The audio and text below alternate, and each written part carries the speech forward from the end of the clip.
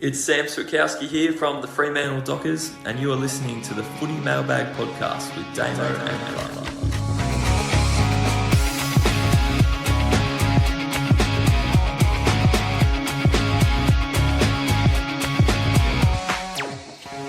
Hello and welcome to the Footy Mailbag. My name is Damo and we are finishing off the team previews today looking at Geelong, St Kilda, Port Adelaide, the Giants and West Coast. Joining me as he usually does is Clarky. How are you, mate?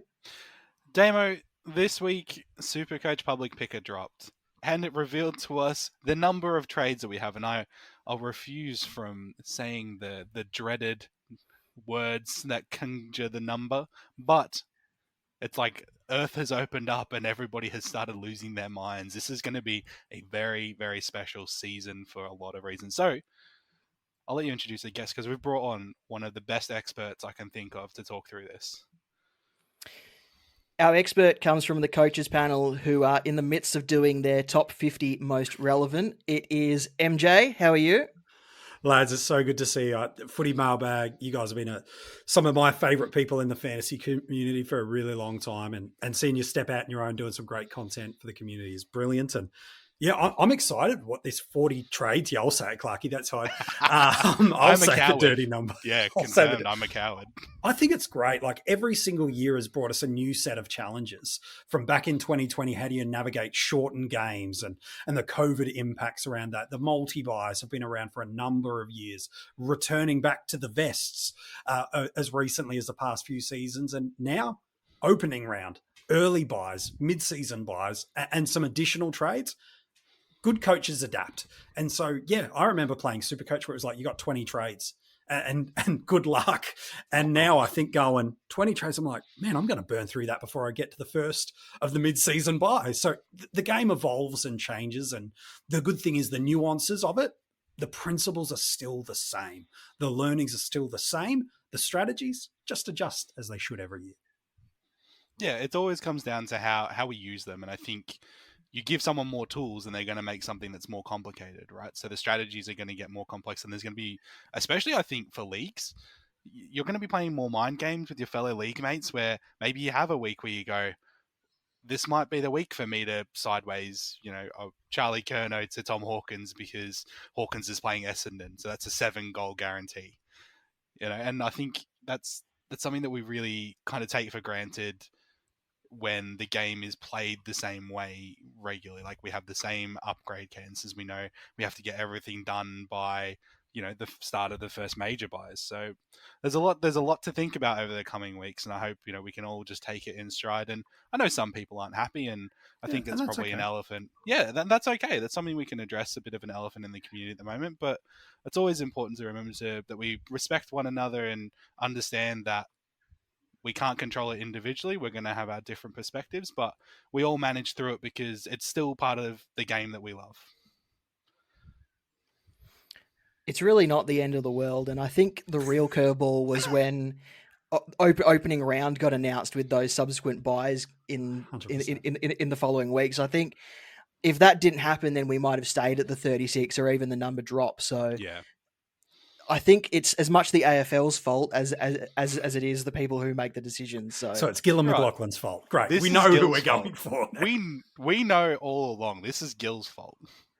And Geel's not even there anymore. So yeah, which makes it even wilder.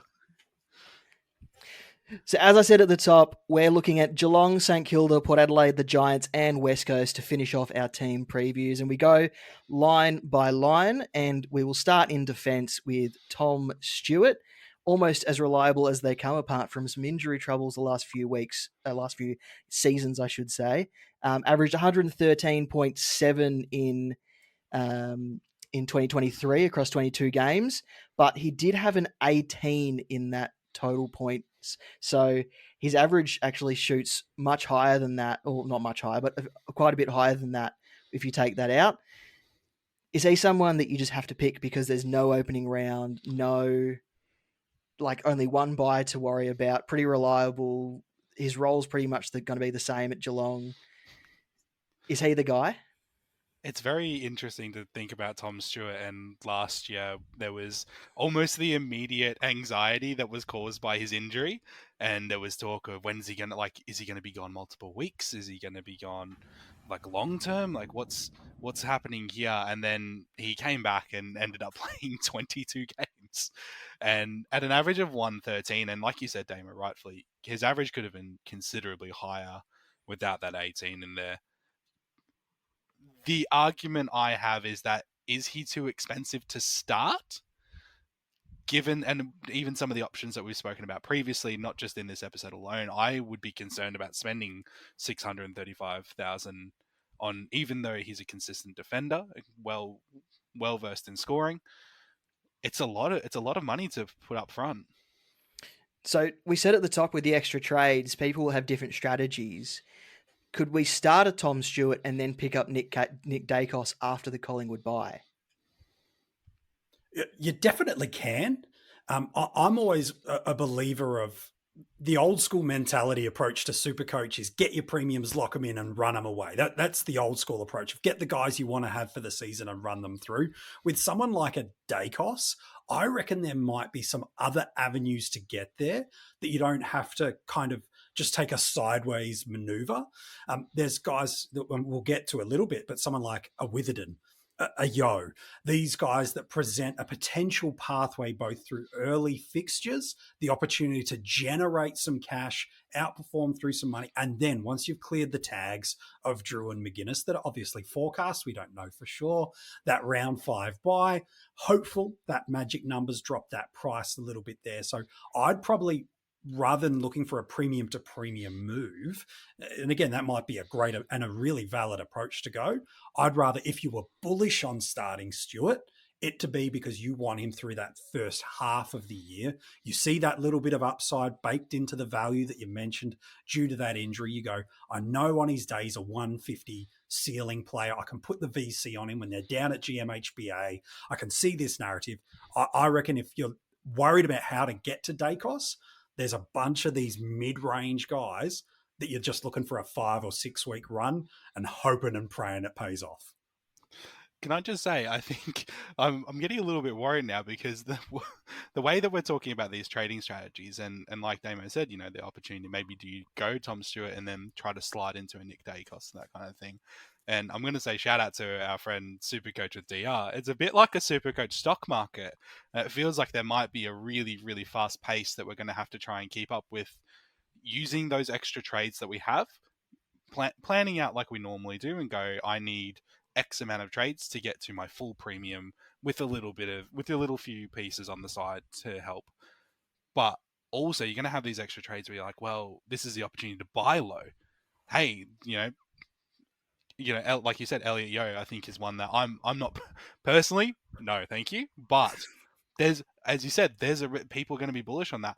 Are you buying low, knowing that you're going to get the upwards Yo? It's all cash generation, and that's going to be really fascinating, I think, this year, which is probably for me the way why I'm not a stockbroker. I wouldn't buy high on Tom Stewart. I think, even though there's argument that he could be more expensive, I think there's better value in some of the cheaper players. Next player on the list is Jack Sinclair at St Kilda. And MJ, you're fresh off doing an episode about him for your top 50. I am. I didn't realise how consistent he was last season and how well he adapted to being moved to different positions until you pointed out on your episode. And doing the research for the spreadsheet that I've sent you guys, just peeling back the curtain a little bit, I didn't realize. We prepare what? I didn't realize how, even though he only had 19 scores above 90, the ones that he didn't reach up to 90 weren't actually that far behind. I think there were quite a few in the 80s and maybe one in the 70s or something like that. But he was really quite consistent. And for a Ross Lyon team, when he moves people around, they don't usually adapt that well. Yeah, St Kilda so fascinate me. They led the league for disposals last year. They led the league for marks, and they found this way that from a volume of scoring potential in Supercoach, that they shared the load so beautifully well. And Jack Sinclair, like you mentioned, Damo, now 2 seasons in a row, just one of the most reliable, durable, consistent defenders going around. You put him at halfback, he'll find a way to get you a 130. You put him on the wing, he'll get link ups through the chain. We know how Supercoach scoring works, that damaging inside 50, the score involvement, the effective disposals, it all connects. And then, throw him in the CBAs. I'll pop a 130 for you there as well. So he's so good. He does have a slightly better scoring at Marvel Stadium than anywhere else. And you understand that. One, they play there. Two, under the cover, it does suit a little bit more fast-paced, smooth-moving football, which is certainly where he sits in there. For me, I would say Sinclair is a guy you're going to look at if you are not interested or concerned about Nick Dacos and the tag early. Because when you look at this round 15 block of defensive premiums, you've got Sicily, you've got Dacos, you've got a Nasiah Wanganeen-Miller who could jump up. He's got the skill sets from a Supercoach perspective to be an absolute star. You've got a Sinclair that rolls through there. You've got a Short. You've got a Whitfield. I know there's some names we're going to get to as well. But you can't get them all. Otherwise, you're going to backload the pain when it comes to that round 15 buy. So for me, if you're not looking at a Dacos because you're concerned about the buyers of the tags, Sinclair has to come in consideration. If you're bullish on Dacos and you're going, no, I'm going to work my way through the early buy. I'm not going to be concerned by the tags. I just want the best defender for as long as I can have him. And that's a perfectly valid mindset as well to play Supercoach. Then you do start looking at a Sinclair. So to me, that probably almost unlocks the key about how I view Sinclair is, are you bullish on Dacos to start? Great. You're probably not looking at Sinclair. You're not keen on Dacos? All right. Well, you're going to need to get a D1 somewhere. And Jack, for his 2 years, has been brilliant. Post-buy went 112 in Supercoach. He can be as good as a defender as we've got. And like you said, great ceiling, nice high-scoring floor too.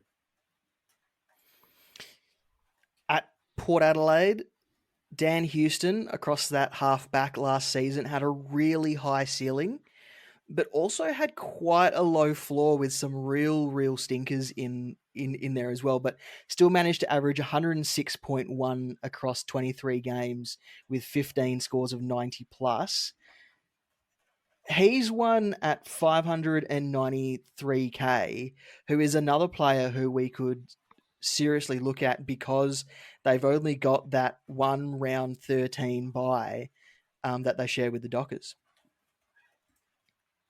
I can't look away from a man who can go from scoring 176 to a 61, I think was one of his lowest scores. I am interested to see how Port Adelaide structure up a little bit. I think they have a list that is full of natural talent, and that pains me to say about Port because they're not one of my favourite clubs. They're not even my favourite South Australian club. So that's Norwood in the Sandford. Yeah, of course. Yeah, of course.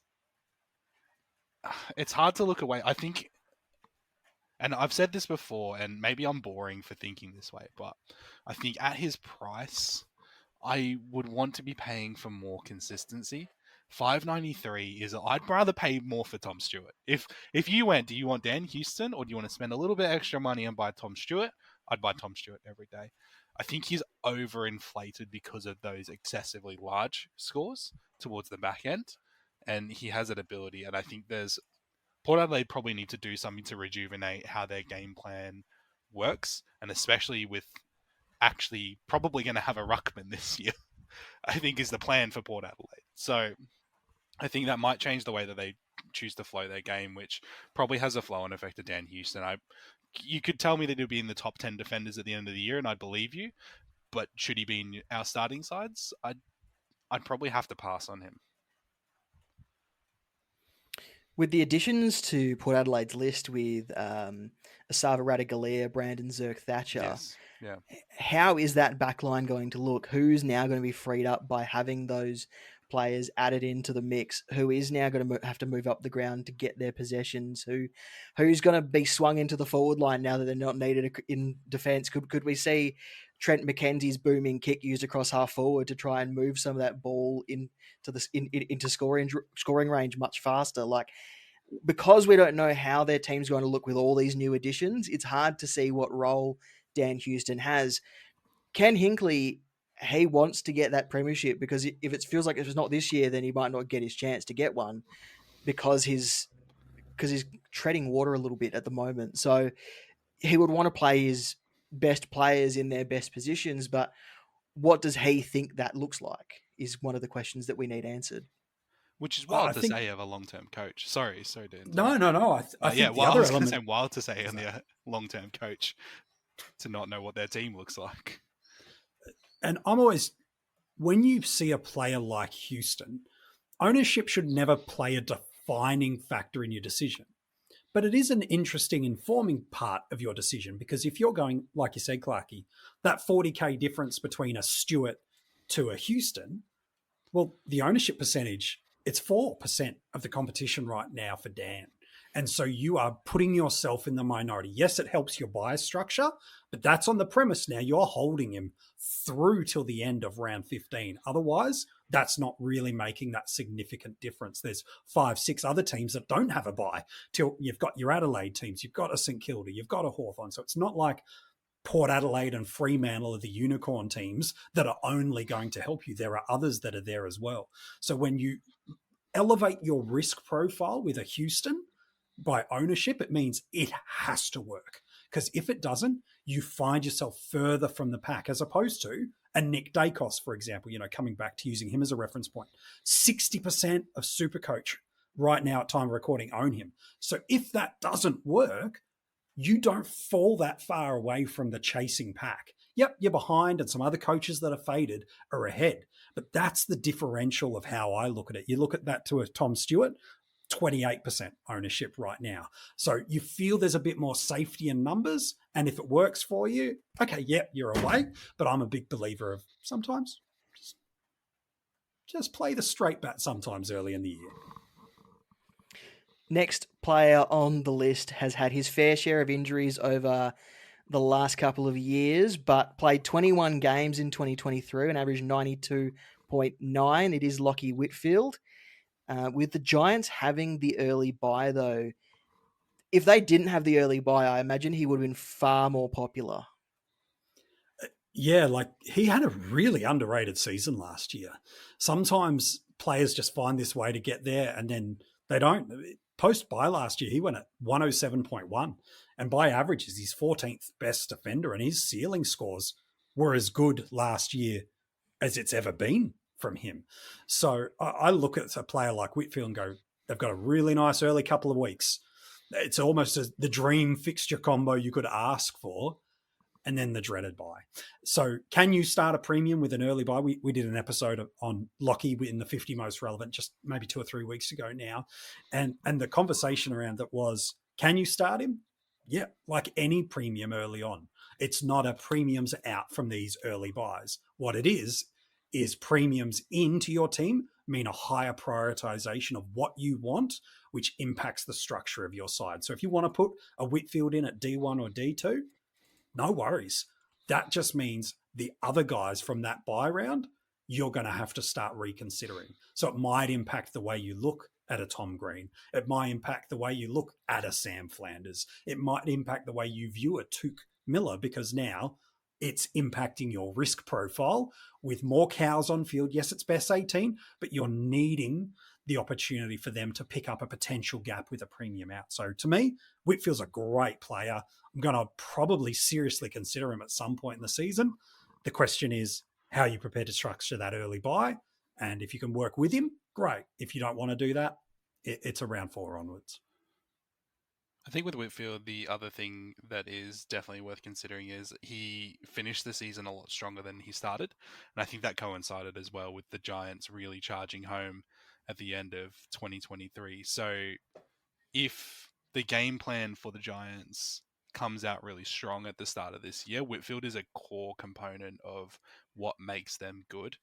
And like you said, and it's said in the 50 most relevant that you've put out on him, but his consistency, even with his injury history, is still something that's Good. It's worth 519,000. I'll say that it's absolutely worth it. He's been in my considerations, and he's been in the few drafts that I've done of my team so far, just because he does represent value even with the early buy. The next player that we've got here is Liam Duggan at West Coast, averaged 90.1 across 22 games, and is priced at 503,500.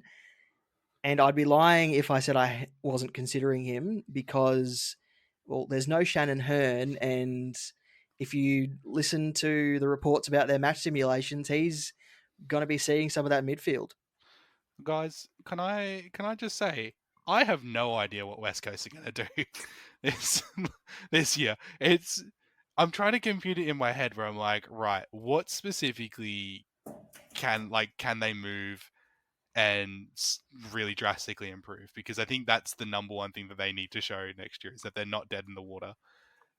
And I think we should talk about probably the other two West Coast players that are in here. We've got Alex Witherden is another consideration with the out of Hearn, and we've got Elliot Yeo, who, as is the time of year, much like Santa arriving on Christmas, he is healthy right now, supposedly, allegedly healthy right now. And does that represent a gift? Is that a curse?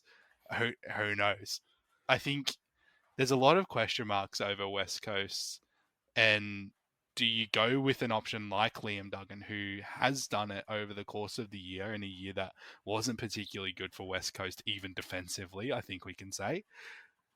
Or do you go with someone like Alex Witherden, who has been with West Coast for a couple of years now, went over, and we were talking about him not even 2 years ago and going, Alex Witherden, this is the time for him. This is the time for him to step up. He has premium potential, but it hasn't eventuated. So I don't know if you two have a better bearing on what West Coast are doing, but I'm going to be very transparent and say these guys are all question marks for me. And does that make them less pick worthy? Absolutely not. But it does mean that you have to be willing to take on a certain amount of risk when you know that a massive player has left a hole in a unit. We'll talk about the three that you mentioned as one, I guess. Liam Duggan, I feel more comfortable selecting him just due to his durability and his status within the West Coast team. Alex Witherden sometimes hasn't been selected even without Shannon Hearn being fit in the previous years that they've both been at the club. And I don't know if that's because of how they see Alex Witherden's form or how they see his connection with the other players, but I'm much more comfortable picking Liam Duggan at a similar price. As for Elliot Yeo, in previous years, he's been a much cheaper price to start, but at 447k, you're investing a lot more money in him, and we're seeing some premiums on some lines almost being that price. And so by picking Elliot Yeo, who doesn't have assured form, doesn't have assured fitness, you're essentially robbing yourself of a more reliable premium and someone who can put up numbers week to week. Whereas Elliot Yeo, what role is he going to have? Is he going to be in the midfield? Is he going to be in defence? Is he going to be on the wing? Is he going to be in the forward line?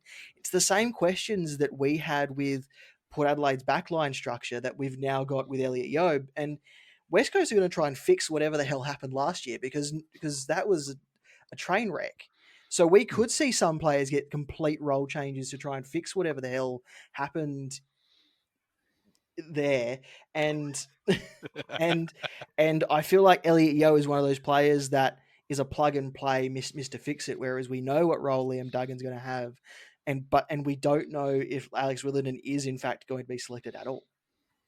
I think that's the beauty of the preseason for us, isn't it? We're going to get multiple weeks of opportunities to garner information from the club through press conferences and intra-club match simulations. Yes, they need 2 of everything in those match simulations, but it does give us a small indicator. Then those practice and preseason matches, get all that data together, and then it's now a question of putting the pieces of the puzzle together. And does a Duggan fit? Do you believe he can push from that 90 to 100? Because if you do, well, based on current data, we've only got, 7, 8 defenders that are currently coming in with a seasonal average of 100 plus. Normally, we're looking at 105, 110 sort of guys in Supercoach that we really want to push it. Can Duggan get there? Does Witherden get that lion's share that you mentioned? He's got some terrible ball use, but if he's only doing 30-meter passes and just playing chip football, the uncontested won't really help him.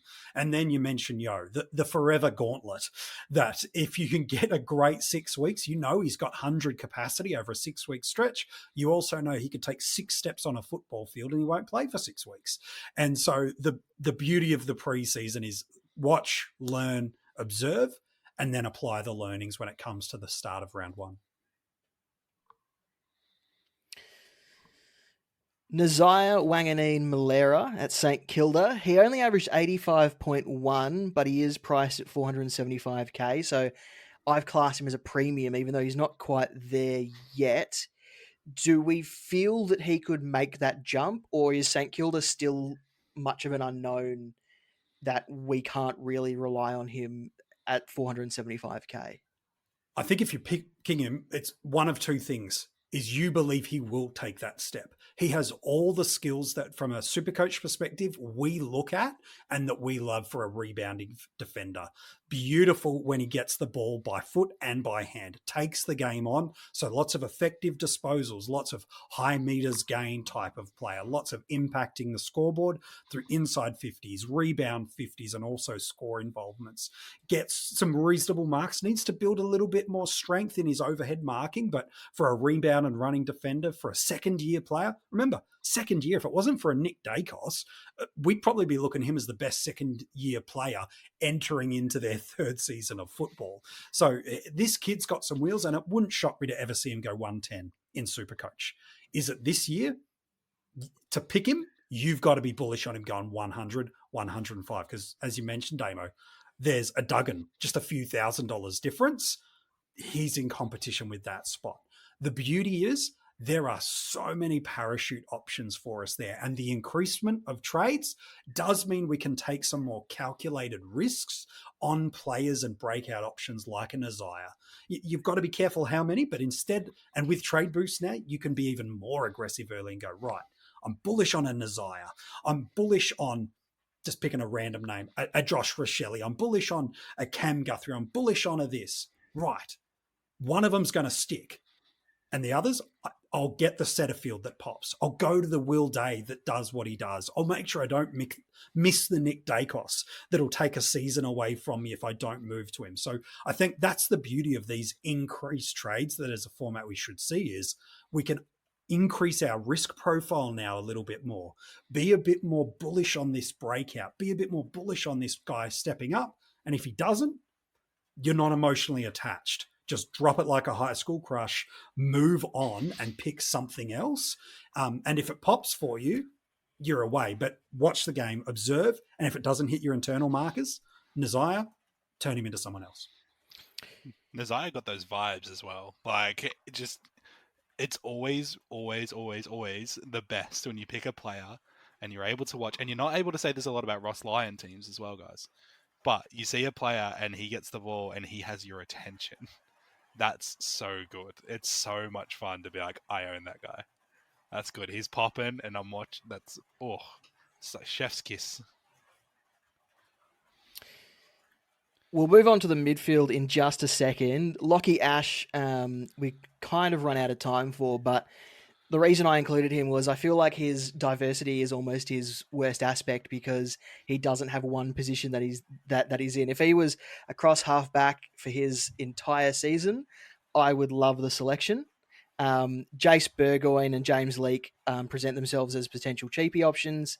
Jace Burgoyne looks like he's going to have a bigger role with no Dersma or Bonner at Port Adelaide. James Leake was one of the Giants' top selections.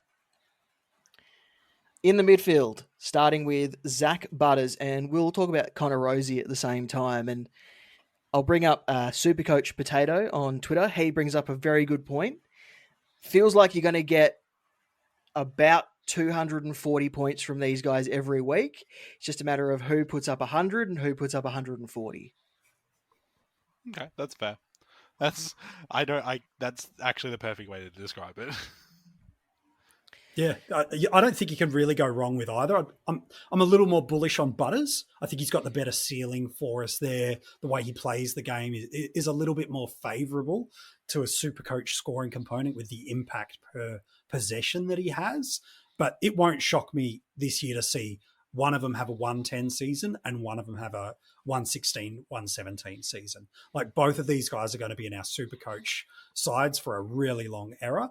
And I think that's a beautiful summary that it's going to be one or the other. Do you take stocks in both or do you pick your favourite? Personally, I'm leaning more on Butters in Supercoach at the moment. But if anyone says they're bullish on Rosie, I go, I get it. Captain of the club, skillful user, all Australian, star for the past 30, 40 odd games. Like, absolutely. I think there's something to be said for Rosie about the captain factor. There's always something about when someone gets a new captaincy that just like that kind of just pushes them up a little bit. So I'm probably in your camp where I think Butters is more suited for Supercoach selection. However, Rosie, like the captain, like I'm being a little bit vibes again based on it, but the captain factor is oh so juicy. Next player that we're going to talk about is Tom Green at the Giants. Before the 40 trades were introduced, people were looking at avoiding him until after the Giants' early bye. Now, with the 40 trades, people are looking at him as a starting selection, and he's jumped into quite a few people's drafts. Where do you guys sit on the Tom Green situation where you only get him for a couple of games before he has a week off, and he at 621k could be one of your most expensive midfielders? So I'll say this, and once again, I appreciate and I love seeing people talk strategy. I love seeing how different people approach the game because so many of you wonderful listeners see it in so many different angles that I'm not thinking about because that's not the way that I choose to play my team. But the biggest question that I have to ask about that strategy is why would you give away Tom Green? If you selected Tom Green is a jet and he's a baby. He's a baby footballer.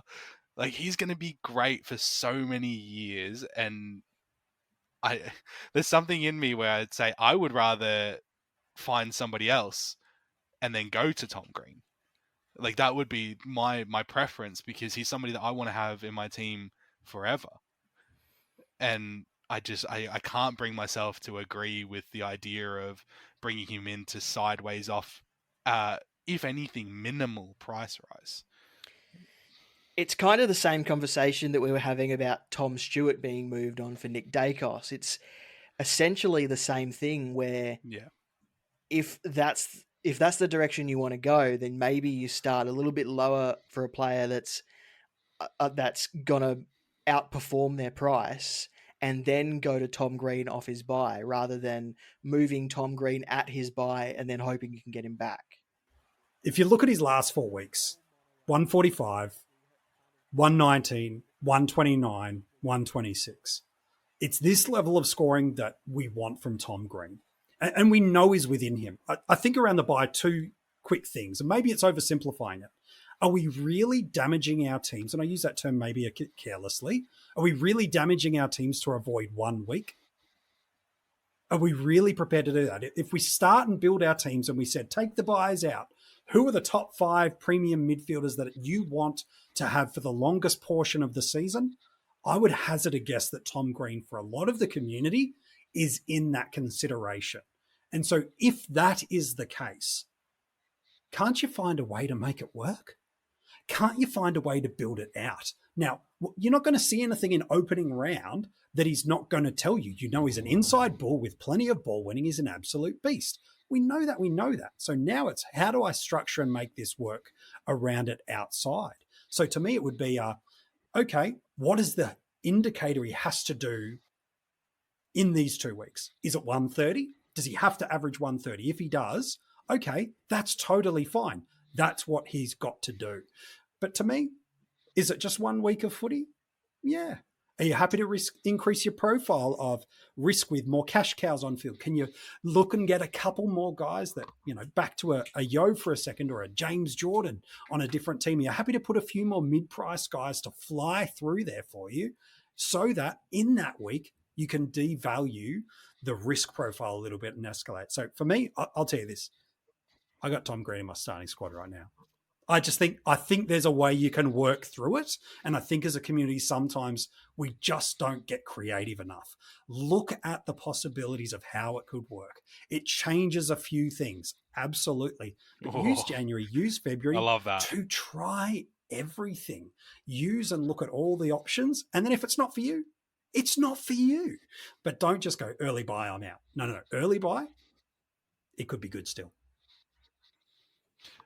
Based on the trading plans that people have had as well, if you decide to start Tom Green and something goes wrong as well, that plan is now been illuminated to all of us, really. Like, I've seen multiple different people talking about it. So I think as well, by starting Tom Green, there is actually lower risk based on what he's capable of performing. And if you then get to round 3 and you decide, I have bigger problems, and you keep Tom Green for 1 week where you don't get a score, bonus, absolute banging, you're fine, everything's good. But if he's not going how you want him to go, that's the perfect time. Like you said, Ed, like, I think it's perfectly put. Like, I love that. I don't think I've been more surprised doing research for these podcasts than when I looked at Tim Kelly's stats from last year.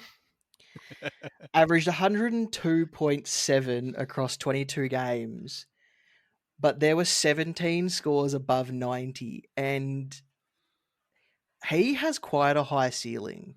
Like, we saw his almost Geelong form return last season, and I think it flew under the radar for a lot of people. And I know he's injured right now, but if he gets up for round 1 and he continues where he left off for West Coast heading into this next season, he is a genuine starting option that people could look at as someone who you can then move for a Tom Green, because he could potentially be under his under the price where he should be based on his output.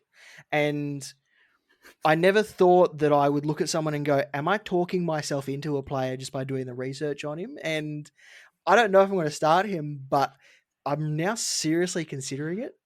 And I don't know how to feel. I think you're correct in feeling that it's impossible to ignore hard facts. West Coast last year, we've already said this before, and I'm sorry for any West Coast fans listening, but we've covered this. West Coast are not good. They were not good last year. They had a handful of players that were absolutely brilliant, like maybe three guys. Tim Kelly was probably one of the most prominent.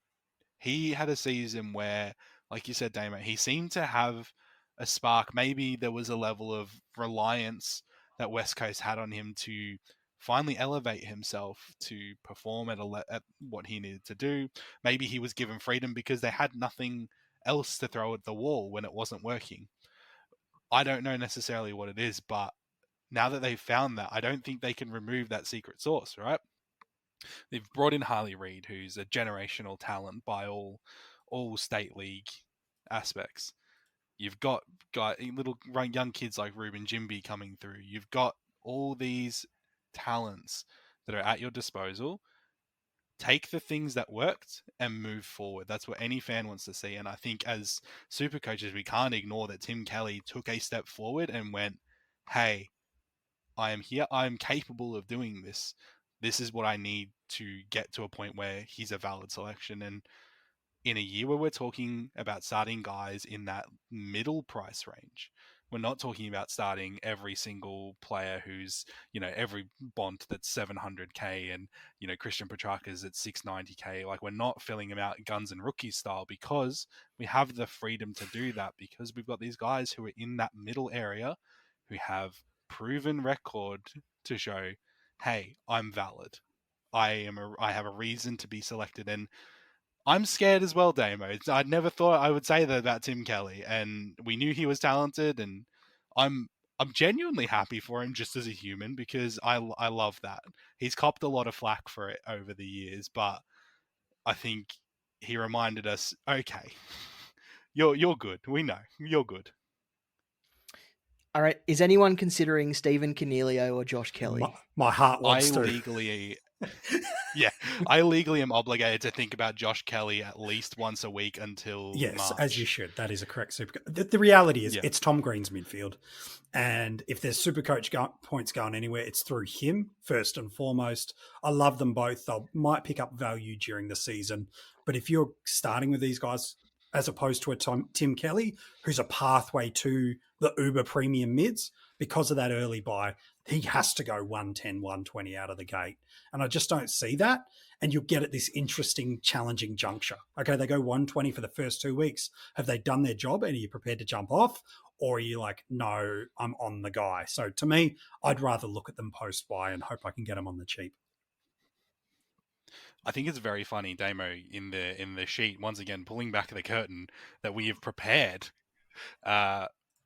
Josh Kelly, not Tim Kelly, the other Kelly. Josh Kelly and Stephen Cornelio are basically the same player this year in terms of if you're choosing them for your squad. They are both priced, Tim Kelly again.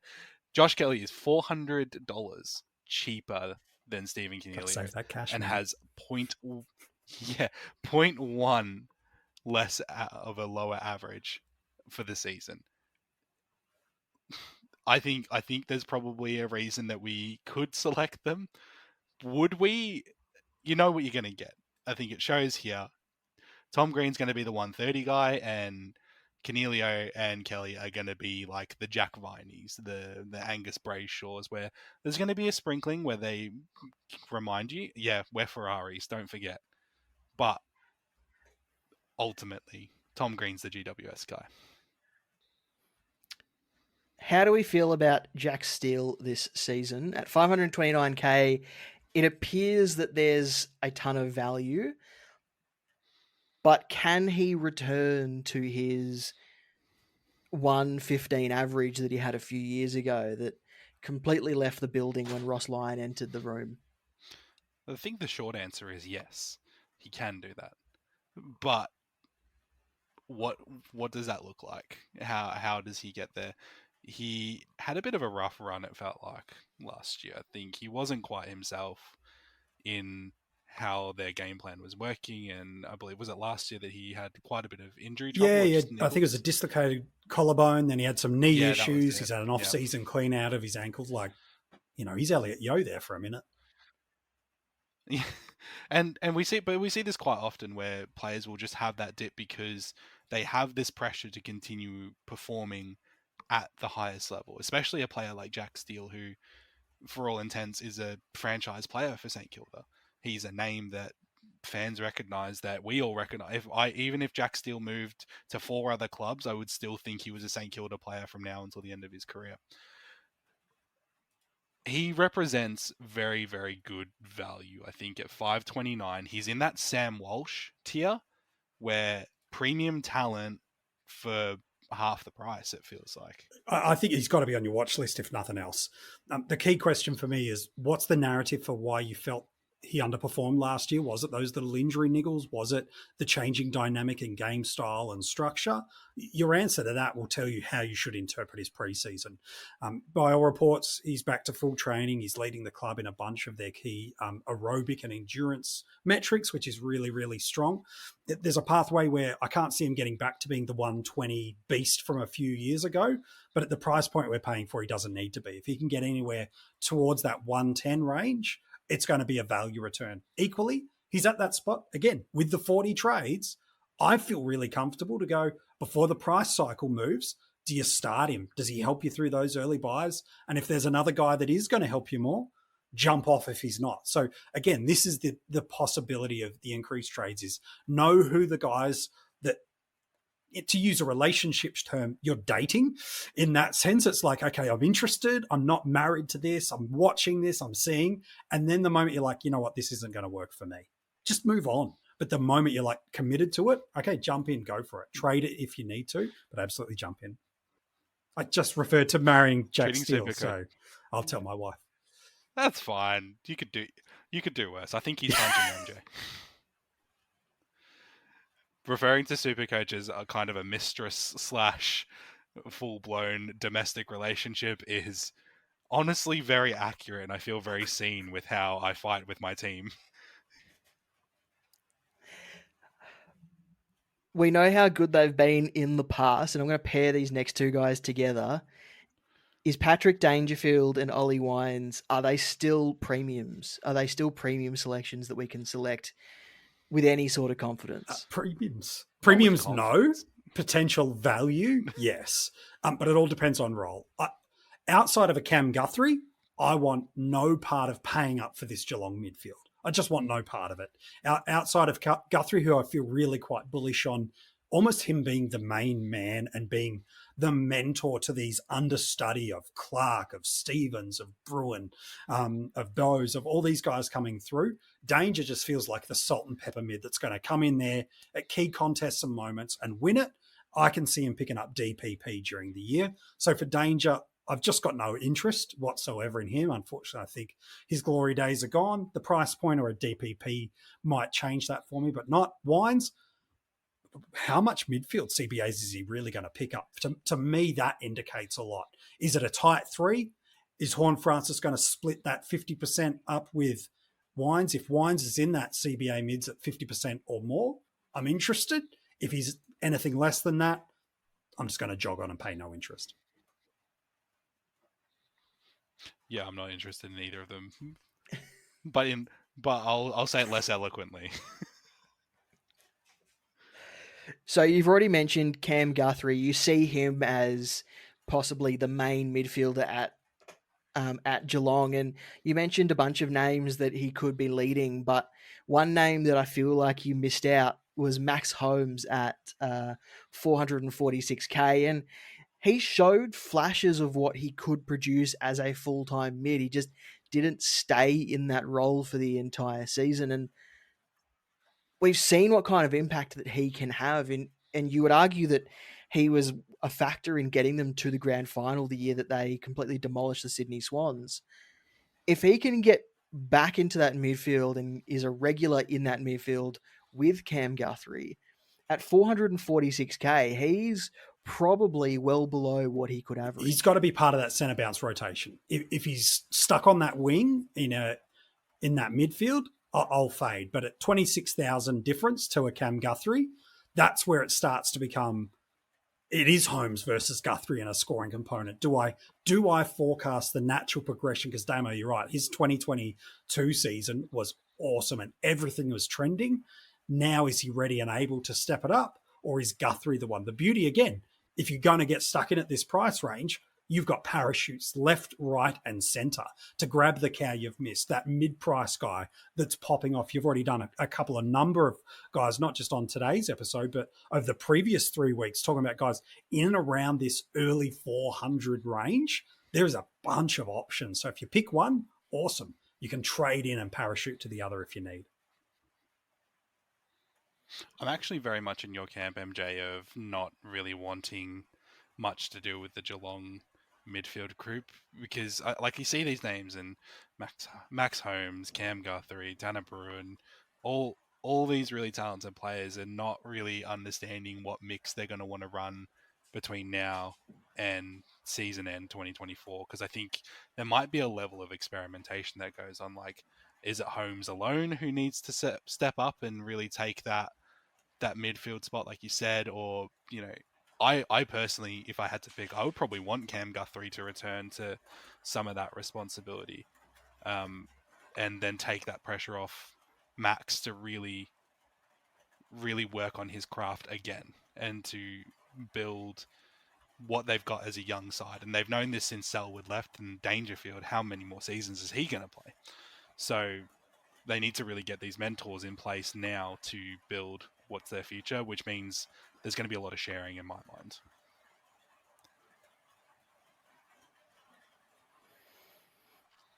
The next player on the list is Ruben Jinby, 354k, a true mid-pricer at his price. He looked impressive when they put him into the midfield, and if West Coast was serious about trying to get up the ladder again and quickly, he should be part of their midfield rotation as quick as possible. We won't spend too much time on him, but is he someone that either of you have looked at as a potential mid-pricer in the midfield? Love the player. Don't think he's my mid-price option. We've got to get some increase in volume of ball. It wins at plenty of defensive stuff, tackles like an absolute truck. I would hate to be having the ball within 10-meter radius of him. He would steamroll you into the next universe. But yeah, he needs to build that possession count for me to see that. It can absolutely happen, but I'd rather trade into it than start with it and move off it. And some cheapies that people are looking at in the midfield. Jai Clark at Geelong. Clay Hall, by all reports, is really close to being in that round one side already. And George Stevens at Geelong as well. Moving to the ruck line, starting with Rowan Marshall at St Kilda. Averaged 114.3 over 23 games, 639k. He seems to be the one that people are shifting to if they're not starting a Max Gawn or a Tim English. Yeah, I think it makes sense. Rowan Marshall, like, without going into a rant about it, I don't think there's much to say about Rowan Marshall in terms of, you know exactly what you're going to get. He's got a lead ruck role. He's very talented. He's $639,000, and you're going to get that level of value from him. If you want to pay up to get him, get him.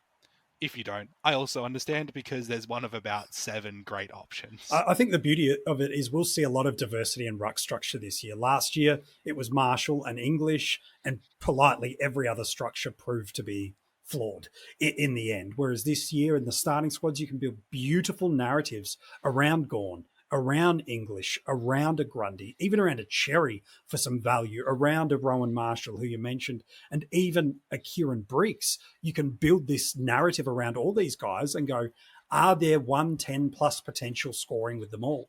Yes. Can they elevate themselves to the top tiers? Yeah. So I'm fascinated to see how people structure it up, because as you said, Clarky, there's about 7 players you can put on field at R1 and R2 with the combos, and all of them I go, yeah, I get it. Briggs is probably the one I'm least bullish on of all of that upper end guys. But absolutely, I agree. If someone's like, I'm big on Briggs going to a new level, I go, I see it. I'd probably rather Gawn, or I'd probably rather English, or I'd probably rather this or that. But that's okay. Like, that's the beauty of it. So there's going to be some great diversity through our ruck lines. And the beauty is there's actually some really nice R3 options that, if we get some luck, we can protect any structure you go through those first 6 weeks with the buys as well. You mentioned Kieran Briggs, and he's next on the list here at 608k. And one thing that stood out to me with Kieran Briggs last season was at about around 21, I think it was on Fox Footy, they brought up a graphic that compared Max Gawn's All-Australian year with Kieran Briggs' second half of the season to that point. And Briggs had actually outperformed Max Gawn in terms of a solo ruck perspective and his impact around the ground. So if Briggs continues on that trajectory and continues to build on his game and is a key part of that centre bounce setup for the Giants again, he is someone that at 608k, like you said, MJ, he was in a version of my team, but I couldn't convince myself through everything that I had learned about him that I wanted to start him. That's not to say I want to eventually have him, but he's someone who is outside the box, and your ruck line is probably somewhere where you want the most stability to start off with, given how unstable it has been in the previous couple of years. And you said that we might have a playing R3, but there's also a case of how much do you want to spend on your R3 to give yourself some parachute options for if someone goes off injured or whatever it is. So I like Rowan Marshall, like Kieran Briggs. If you put them up against each other, I'm going to choose Marshall every day of the week. I can see the argument for starting Kieran Briggs, but if you put all the arguments together and you're still not convincing yourself, then you don't start that player. So for me, I'm not starting Kieran Briggs. I would like to. I'll be the first person to make a brig sound for Kieran. But my biggest question is season-long endurance as a solo ruck. We pick someone like Max Gorn because we know he can do it for 20. He could do it for 30 rounds, I reckon, with his level of athleticism and endurance. Briggs only had half a year, really, as from round 10 onwards. And I think even the first couple of games he had was split with a few people. I believe Flynn at least played one with him. And he scored wonderfully. He is like a new generation of old school ruckman, and it's wonderful to see. I personally will be staying away from him just because I wouldn't want to pick him and then have him get to, say the inverse, get to his bye and crawl to the bye because he's busted, he's bruised, he's tired, and that's perfectly natural and it's perfectly fine. He still has the opportunity to build that. That's my biggest concern with starting him. Matt Flynn and Ivan Soldo both moved clubs in the off-season. Matt Flynn to West Coast, Ivan Soldo to Port Adelaide. Without knowing what the setup is going to look like at either of these clubs, because they're both changing their ruck setup, I don't think they're players that you can start. But Matt Flynn in particular would be one I'd be pleasantly surprised to see move up into a premium sort of territory, a little like what Jared Witts had in his first full season at the Suns. Look, there's absolutely a path where it happens, but you've got to now put Flynn and like you said, to a lesser extent, Soldo up against who in this price range you're choosing him over. And you've got a Brodie Grundy, for example, at 491,000. You've got a Tristan Cherry, who, yes, he's got that facial fracture at the moment, but the club are really confident he'll play in those preseason matches. You're now choosing them over this. And in Grundy's case, you've got a legacy history of being an absolute top liner. And in a Cherry's case, you've got patches where you've seen it and a pathway where he's clear and supreme number one. Whereas you could build a case that Flynn and Williams ruck share at West Coast. Is Soldo and Sweet really as drastically clear as we might think it is? Well, all the track watchers at Port Adelaide, yes, Soldo's been a little bit injured, but Sweet's banging the door down trying to make this opportunity his. So to me, I'm with you, Damo. I think if you're going to spend in that price range, Grundy and or Cherry is the right approach, but wouldn't shock me to see Flynn jump up from an 88 average. If he pushes a 95, even towards a 98, 99, 100, I'd be like, yep, I get that. That makes sense. And you mentioned Jordan Sweet there as a potential cheapie option, but Toby Conway has also been playing as the first ruck at Geelong Match Sims as well. He's 180k, so he's someone who, as you were talking about, a potential R3 option that we could start, even though it is a little bit expensive to be on the I'm bench. really quite comfortable paying up on the bench a little bit. If you're not using the DPP link, that's obviously the premise. Then to me, I think you can look at this. There's a world where Conway's R1 already.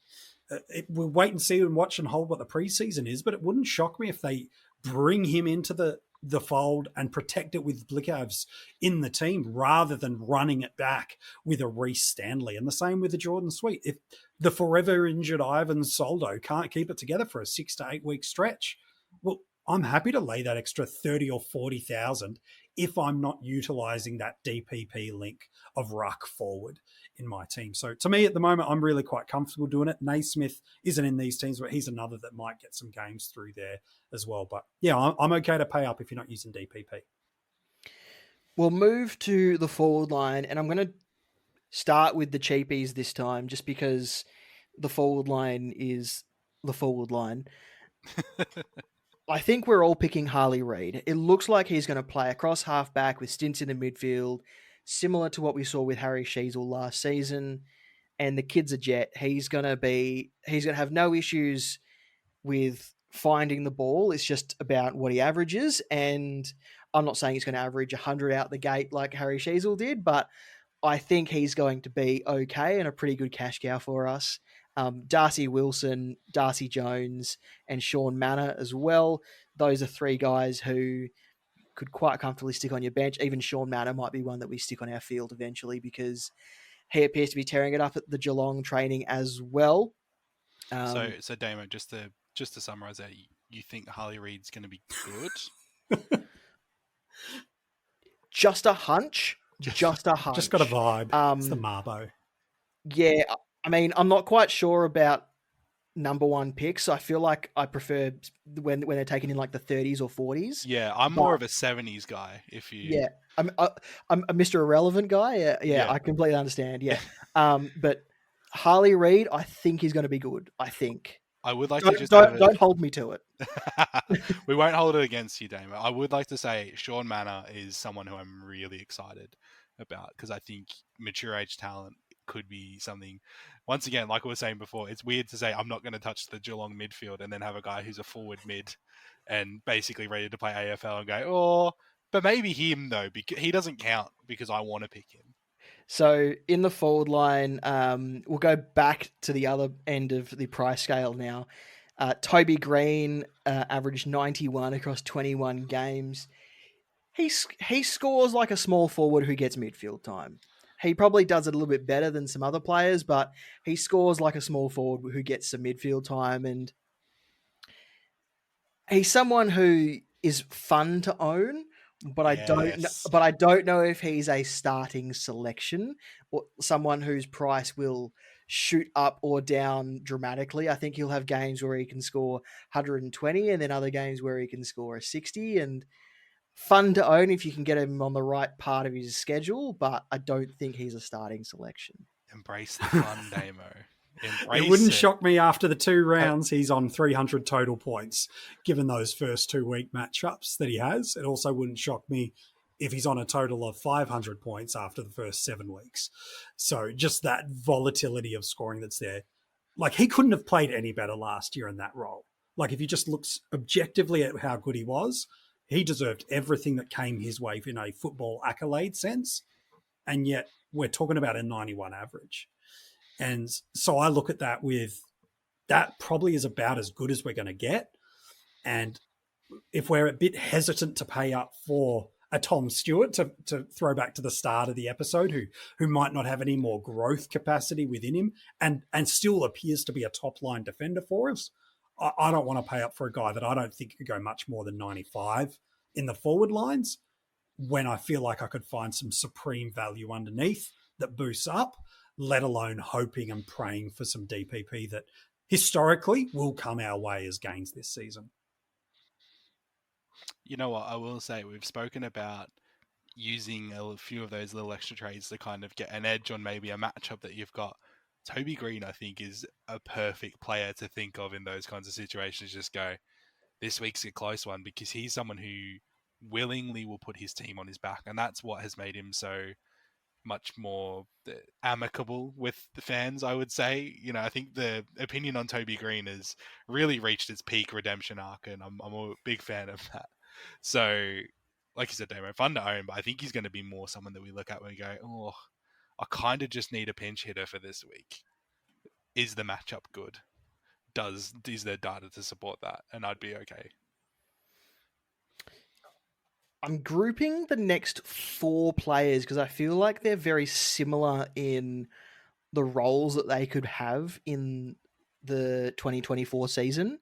So Jeremy Finlayson at Port Adelaide probably doesn't have the monopoly on the ruck anymore at Port Adelaide. Jeremy Cameron used to be a premium, but who knows if he can get back there. Tom Hawkins used to be a premium, but who knows if he can get back there. And Mitch Owens was a premium until Ben King came back from injury. All 4 of these guys have a similar scoring profile in how they get their points. Do any of them hold any interest to either of you? Listeners, there was a split second where I know that we are recording this virtually, but MJ and I somehow linked eyes at that moment to go, fun to own. Fun to own. I like Machito. I think he's a really good young talent. Out of those four, speaking genuinely, Jeremy Cameron and Tom Hawkins, mixed bag, but it's a bit Charlie Curnow-esque, isn't it? Yeah. If they're on track to contend for a Coleman, you've got someone who's fieldable every week. Like, we're talking multiple goal scorer, really highly contested forward, loves clunker marks, both of them love kicking bags. Jeremy Cameron also absolutely loves running into umpires, which is still one of the funniest things I've ever seen. There's a world where we look at our forward lines, and I think this year might be the year where we maybe have to consider just one or two key forwards.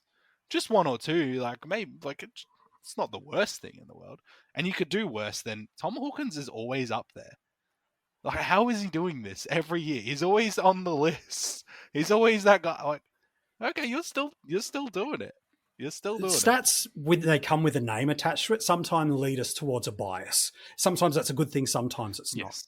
What if I told you there's a player in our forward lines right now that over the first 6 games of last year averaged 114, which included 149, 156, a 119, and a 106 in that? What if I told you there's a guy in our forward lines that, if you were to just extend that out to the first 8 games of the year, is going an average of a 107 in Supercoach?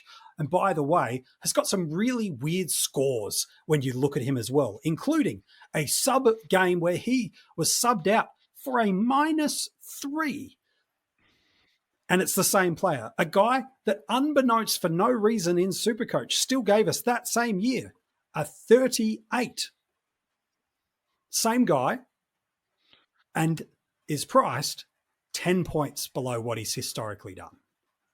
I'm talking about Jeremy Cameron. You talk about a guy that can get on a tear through that first 6 weeks of the year. If you're thinking, how do I find ceiling matches through this first 6 weeks where everybody's looking at forwards going, I hate it. I haven't spoken to anyone in the community yet that I asked them about their forward line that deep in their gut they go, I love this forward line. Everybody feels a little murky about a part of it.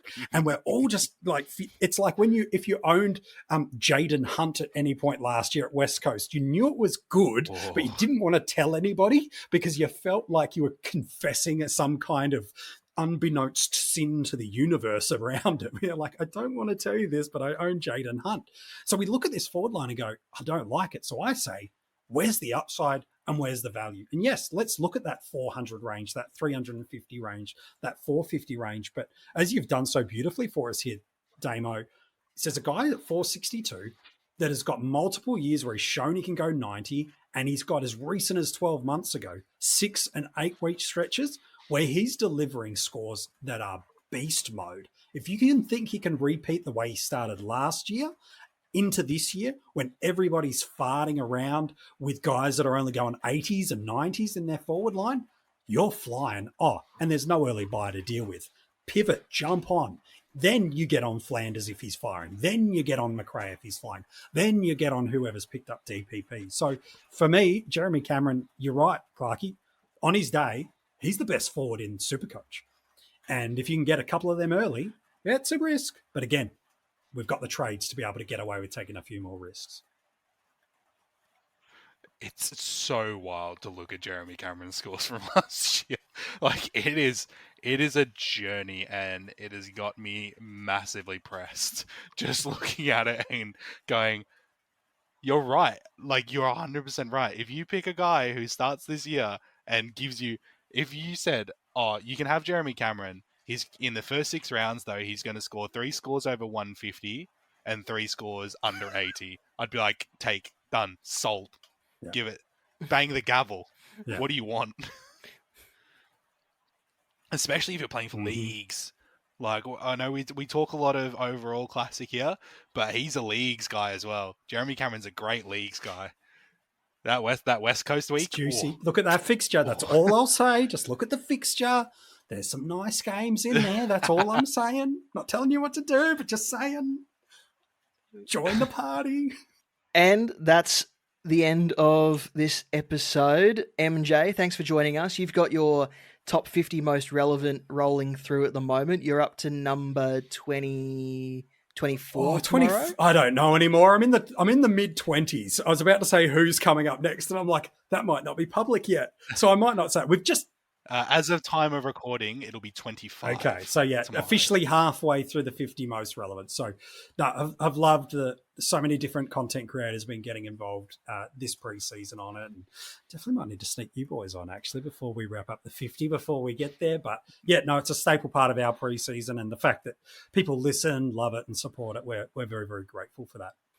And we won't spoil any of them, but there's some really, really good names in there. And I will say, MJ, you and the whole coaches panel team do one of my favorite things, which content creators as a whole we're getting a lot better about. But you guys, as far as I'm concerned, are the originators of just encouraging diverse opinion. You're not about telling people how to play Supercoach or AFL Fantasy or Dream Team.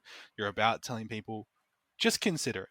And that's so important when you want to have open conversations with people. And, really thanks to all of you guys for being a part of that. It's a pleasure. You want to have opinions, and you want to be bold, but you also want to make sure you don't lose the opportunity to foster a new way of thinking and looking. And certainly that's what we love to do at the coaches panel. So yeah, appreciate people going to the website and watching the videos and listening to the podcast. We love what we get to do. And like you guys, like we do this because we love it. And we love to be able to add value back to the community. That for us has been really important as well. Go and check out the coaches panel. They've got a YouTube channel now, so go and subscribe. Watch their Most 50, listen to their Most 50 where you consume your podcasts, read their top 50 on their website. All that will be linked in the description. Clarky, thanks for joining me again. Always a pleasure. And I'm going to take this moment to plug for us, Damo. Go to whatever podcast about. You know what? Do this for Coaches Panel and MJ as well. If you listen to Coaches Panel, Footy Mailbag on Apple Podcasts or Spotify, go and give us a review. Reviews help us with engagement. They help us get an idea of what you like, what you don't like. We prefer that you give us 5 stars, obviously, but it really does help us get noticed. The more reviews that we get on those platforms, and I'm going to take a personal note to plug The Falcon. Yeah. I also host another footy podcast called The Falcon. We are currently talking to supporters of different teams to talk about why they support their teams, which has been super fascinating. So go and check us out. Look, genuinely do it. Like, if you're listening to this episode, it means you love Damo and Clarky. Like, plain and simple, you love what this footy mailbag is about. Just to pull behind the scenes from a content creator's perspective, they do it because they love it, but they also want as many people as possible to be able to be part of this community. And so little things by listening make a difference.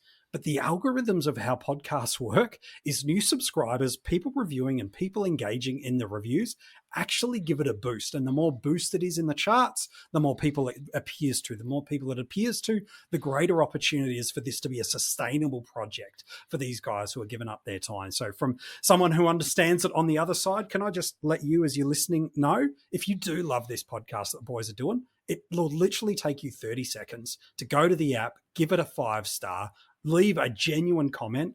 The boys will appreciate it, and it will help the engagement and the reach, which means that this podcast can be being longer and stronger and greater for you, let alone for the community. So please jump in and have a go. Thanks for that, MJ. And that's the end. This has been the Footy Mailbag, and we'll talk next time. See ya.